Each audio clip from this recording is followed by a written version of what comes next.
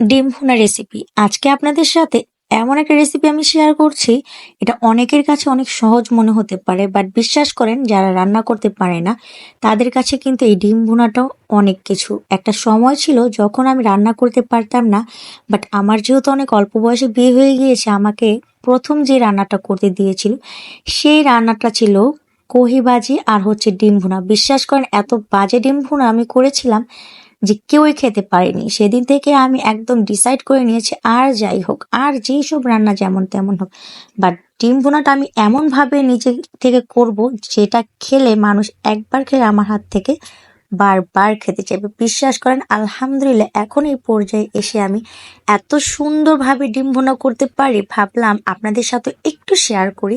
যেহেতু আমার হাতের এই রান্নাটা অনেক বেশি ভালো হয়, ভাবলাম একটু শেয়ার করাই যায়।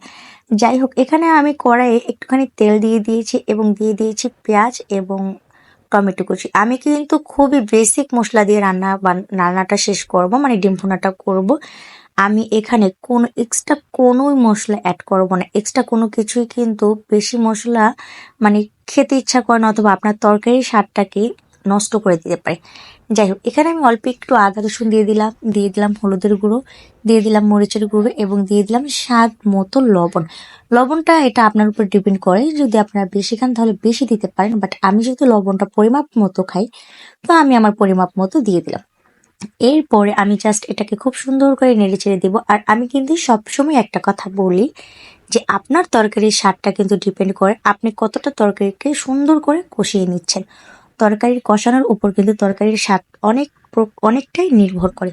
যাই হোক, তো আমি এখানে গরম পানি অ্যাড করে দিলাম। আমি যেহেতু কেটলিতে গরম পানি অ্যাড করি সবসময়, এখন তরকারিতে আমি গরম পানি অ্যাড করার চেষ্টা করি। এতে করে আমার গ্যাসটা সাশ্রয়ী হয়। এটাও বলতে পারেন আপনাদের একটা রান্নার টিপস, যে গ্যাস কিভাবে সাশ্রয় করে রান্না করবেন। এই তো কেটলি একটা কিনে নেবেন, এরপর হচ্ছে এটাতে গরম পানি অ্যাড করে দিবেন।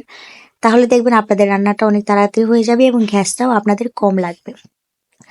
যাই হোক, এরপরে ভেজে রাখা ডিমগুলো আমি দিয়ে দিলাম। কিন্তু বিশ্বাস করুন, আমি ডিম ছিলতে গেলে এবং ডিম সিদ্ধ করতে গেলে আমার একটা না একটা ডিম এরকম নষ্ট হবে। প্লিজ এটাকে ইগনোর করবেন, কারণ সবার হাতে সবকিছু ভালো হয় না, অথবা সবাই সবকিছু ভালো মতো পারে না। আমি যতই চেষ্টা করি যে আমি ডিমটাকে খুব সুন্দর করে ছিলবো, অনেক টেকনিক খাটিয়ে ছিলবো, বাট যেই টেকনিকে অবলম্বন করি না কেন, ফলাফল শূন্য।